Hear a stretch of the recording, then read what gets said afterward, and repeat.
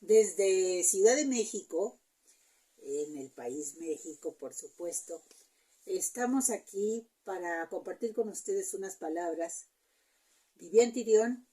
Y Lorena Delfín.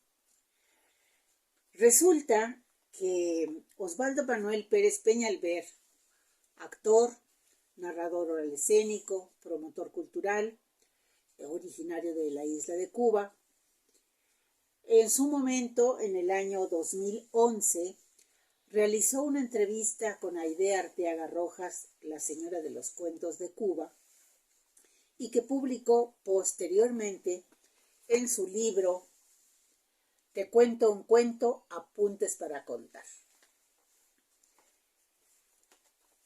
En este año 2023 se cumplen 3 años, el tercer aniversario del traslado de la querida Aide a otro plano.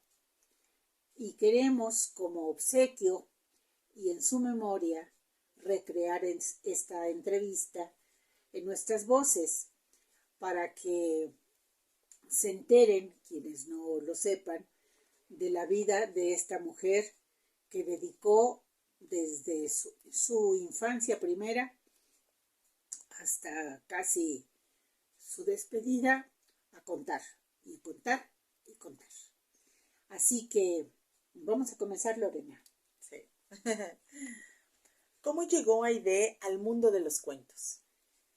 Con mi abuelita Teresita, que me enseñó a narrar conjuntamente con las primeras palabras.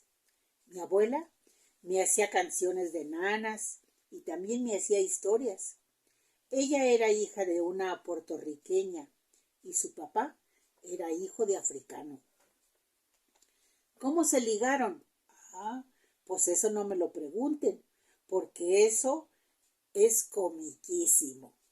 Mi abuela me contaba que su mamá, que no recuerdo cómo se llamaba, pero que ella le decía mamita, vivió 18 años ciega y todas las tardes a las 6 de la tarde en la sala de la casa, te estoy hablando claro de Sagua la Grande, que es mi pueblo.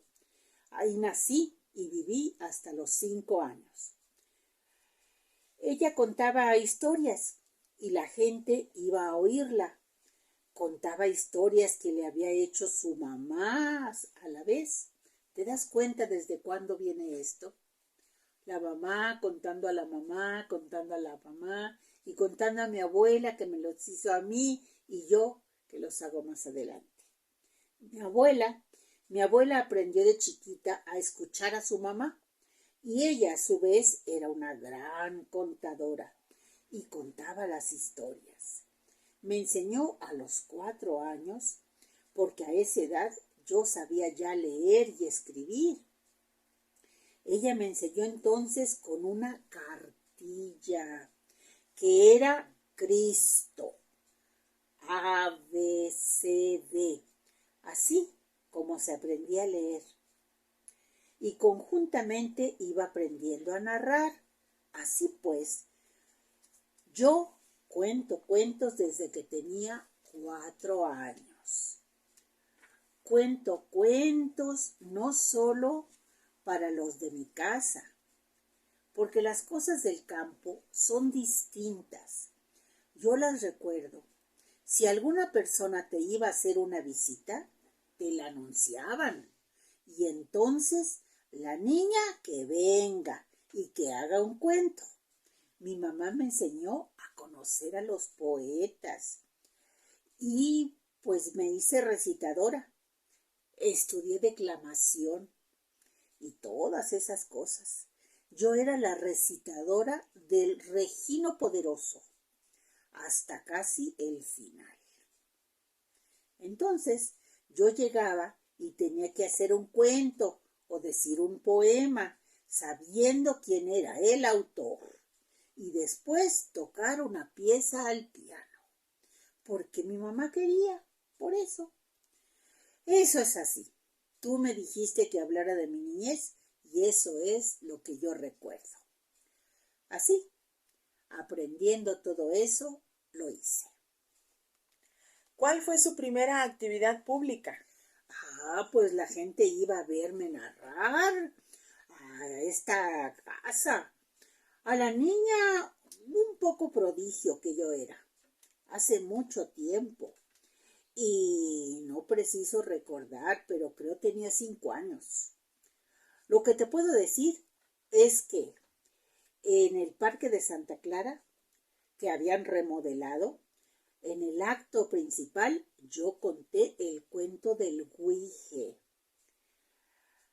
No el Güige que yo narro ahora, no, sino aquel que mi abuela me enseñó. Este que yo narro ahora es el último, como la última versión que yo hago, porque Xiomara, mi hija, cuando era niña, yo le contaba la historia y me empezó a decir que el Güige no era tan malo. Entonces le escribí otra historia de Güige, el último Güige. Pero el verdadero, era el que me contaba mi abuela. Yo lo conté en público, o sea, en mi primera aparición en público, que fue justo a los 5 años, en un acto gigante en el Parque de Santa Clara.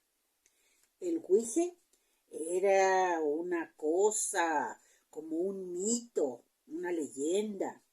Por ejemplo, la madre agua también es otro mito. El Güige es una cosa pues muy querida para nosotros. Hay gente que dice que de verdad vio al Güige, que existen.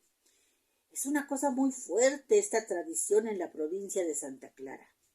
De ahí viene el mito que mi abuela me contaba. Lo que ella contaba y lo que yo he transformado en esto que ahora cuento. ¿Sabes una cosa? Nunca dejé de narrar. Yo llegué a La Habana y seguí narrando. Incluso cuando el ciclón del 26, que yo ya tenía 11 años, hice una composición sobre el ciclón. Y me gané un premio.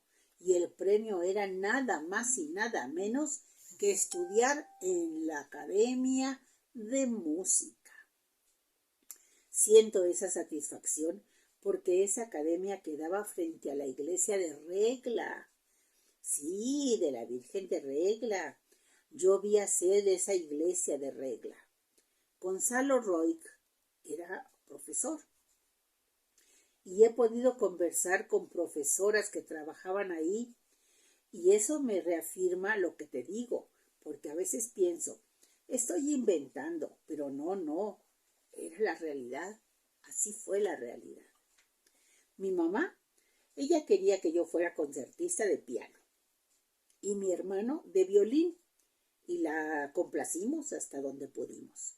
Yo soy profesora de solfeo y teoría. Dejé el piano a los 5 años, ya no quise seguir.